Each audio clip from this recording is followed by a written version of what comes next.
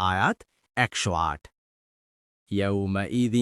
يتبعون الداعي لا عوج له وخشعت الأصوات للرحمن فلا تسمع إلا همسا সেদিন তারা আহ্বানকারীর অনুসরণ করবে এ ব্যাপারে এদিক ওদিক করতে পারবে না আর দয়াময়ের সামনে সমস্ত শব্দ স্তব্ধ হয়ে যাবে কাজেই মৃদুধ্বনি ছাড়া আপনি কিছুই শুনবেন না তাফসীর 1 নং ফুটনোটের বিবরণ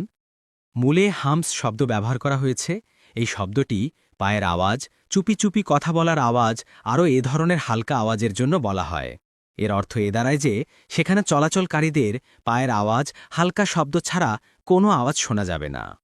আয়াত 109 يومئذ لا تنفع الشفاعة إلا من أذن له الرحمن ورضي له قولا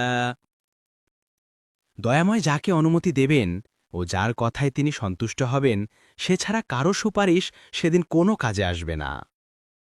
1 নং ফুটনোটের বিবরণ এই আয়াতের অর্থ সেদিন সুপারিশ কার্যকর হবে না তবে যদি করুণাময় কাউকে অনুমতি দেন এবং তার কথা শুনতে পছন্দ করেন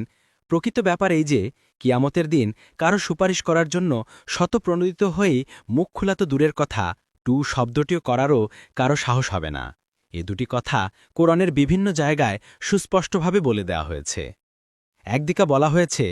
কে আছে তার অনুমতি ছাড়া তার সামনে সুপারিশ করতে পারে সূরা বাকারা 255 আরও বলা হয়েছে সেদিন যখন রূহ ও ফেরেশতারা সবাই কাতারবন্দী হয়ে দাঁড়াবে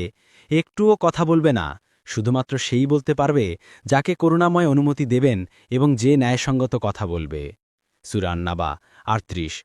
অন্য আয়াতে বলা হয়েছে আর তারা কারোর জন্য সুপারিশ করে না সেই ব্যক্তি ছাড়া যার পক্ষে সুপারিশ শোনার জন্য রহমান রাজি হবেন এবং তারা তার ভয়ে ভীত হয়ে থাকে সূরা আল-আম্বিয়া 28 আরও বলা হয়েছে কত ফেরেশতা আকাশে আছে তাদের সুপারিশ কোনোই কাছে লাগবে না তবে একমাত্র তখন যখন আল্লাহর কাছ থেকে অনুমতি নেওয়ার পর সুপারিশ করা হবে এবং এমন ব্যক্তির পক্ষে করা হবে যার জন্য তিনি সুপারিশ শুনতে চান এবং পছন্দ করেন সূরা আন-নাজম 26 পরবর্তী তাফসিরে যেতে ভিডিওটি শেষ হওয়ার পূর্বেই এই বক্সে ক্লিক করুন ভয়েস বা উচ্চারণে অনিচ্ছাকৃত ত্রুটি ক্ষমাসুন্দর দৃষ্টিতে দেখবেন ইনশাআল্লাহ